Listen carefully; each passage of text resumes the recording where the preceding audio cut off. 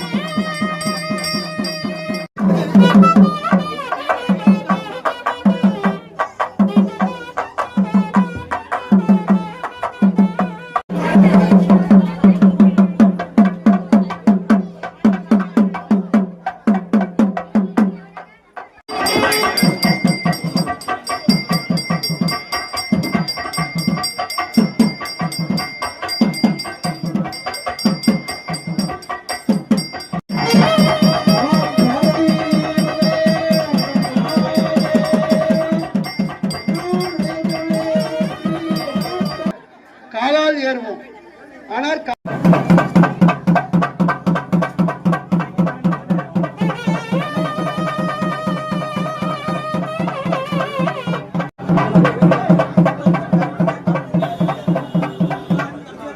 அவருக்கு அபிஷேகம் செய்வித்தார்கள். அதுதான் கும்பாபிஷேகம்.